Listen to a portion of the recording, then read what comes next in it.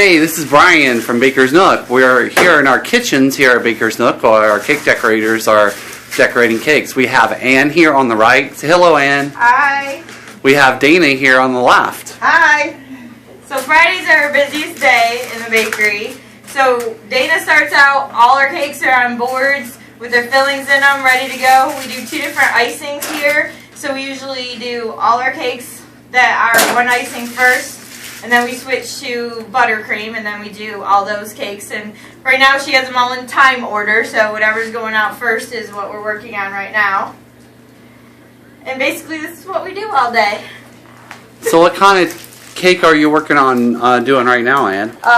Flower power flour for an 11-year-old. Well, I noticed that you're writing here on the cake. Is there any particular technique you're doing here that makes it easy? You can give advice to a first-time beginner on how to write on a cake? Nope. The size of the tip usually depends on the size of your cake. We usually write with between a 3 and a 5, depending on the size. This is actually a 3. So you're basically writing happy birthday. Yep. Then we're just going to put some pretty little flower power flowers on it in bright colors. Well, we're going to scroll over here to Dana. Dana's working actually on a SpongeBob cake. We do character pans. It's a character pan for a 10-year-old. So this technique in here to fill in, is that like stars? These are stars, and then I'm just piping the eyes, the shirt, and the mouth. Well, recently this week on The Next Great Baker, we had people talk about what that one person did. We were kind of curious what your guys' thoughts are on it. I was angry, and I don't think I would be a good employee if I would have did that. To me, I would think Buddy would look at that tape and say, I don't want that person cutthroat behind it working for me. And I personally would rather win honestly. If she'd do that to a competitor, God knows what she'd do to her employer. Yeah. That's what I would think about. Well, what about the argument? It's a game, and it's like Survivor. What's the difference? It's a job. Survivor, you're not a job interview. Basically, The Next Great Baker is like a job interview. That's the way I would see it too. So since you think it's a job interview instead of a game like Survivor, that's the difference for you guys. Well, would you lie in a job interview? If you get caught, your employer's going to fire you.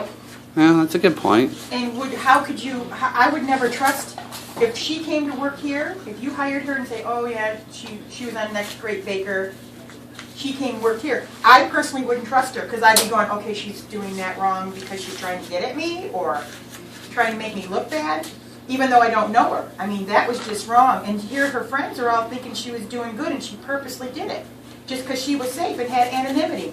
That's not fair. And, everybody has their opinion, and maybe that's what she wanted to do, but...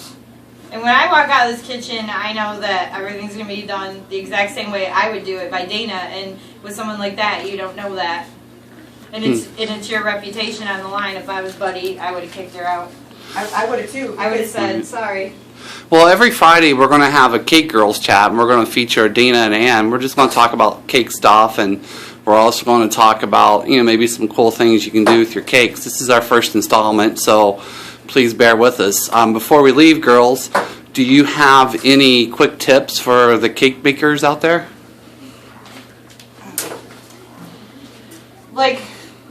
This is our favorite tool to smooth out our buttercream icing. This is Why do you like it so much? Because it's long, flat.